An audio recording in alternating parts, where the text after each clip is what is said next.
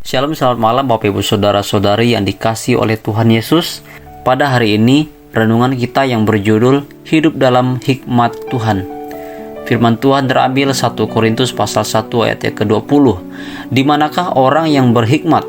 Di manakah ahli Taurat? Di manakah pembantah dari dunia ini? Bukankah Allah telah membuat hikmat dunia ini menjadi kebodohan?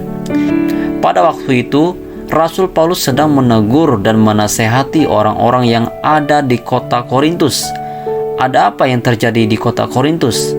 Ternyata selain mereka saling membeda-bedakan antara kelompok si A dan kelompok si B, ada masalah lain yang juga timbul. Sebagaimana orang Yahudi itu sendiri pada saat itu tidak mengakui Yesus Kristus sebagai Sang Mesias.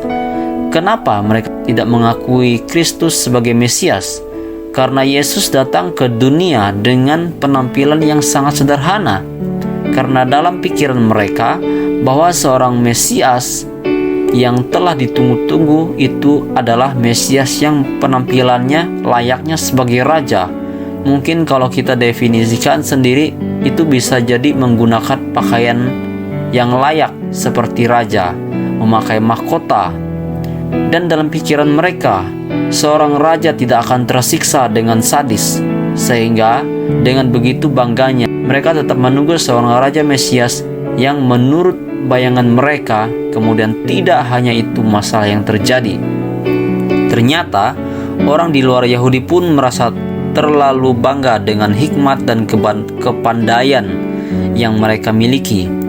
Dengan segala kepintaran yang mereka miliki, orang-orang di luar Yahudi memandang rendah pemberitaan Injil dari rasul-rasul karena tidak sesuai dengan menurut apa yang mereka pikirkan. Istilahnya itu mentang-mentang punya pengetahuan tinggi, sehingga dengan logika mereka tidak mungkin seorang penyelamat kok mati dengan cara yang hina. Harusnya yang penyelamat itu tetap hidup, bukan mati. Sehingga mereka menganggap sesuatu hal yang bodoh kalau mempercayai Injil yang diberitakan oleh Rasul Paulus, karena menurut akal logika mereka itu tidak benar. Di sini mari kita renungkan apa yang Tuhan mau dalam hidup kita. Tuhan mau kita jangan sampai sama seperti orang di luar Yahudi itu yang terlalu meninggikan hikmat yang mereka miliki.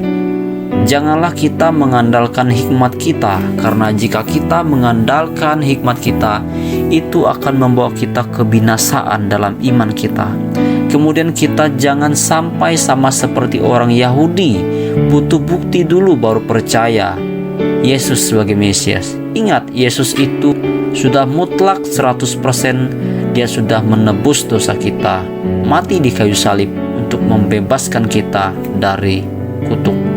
Ketika Yesus dicobai di kayu salib, baik pun ketika ia sedang berdebat dengan ahli-ahli Taurat, Yesus merespon hal itu bukan dengan ukuran hikmat dirinya sendiri, tetapi hikmat dari Bapa.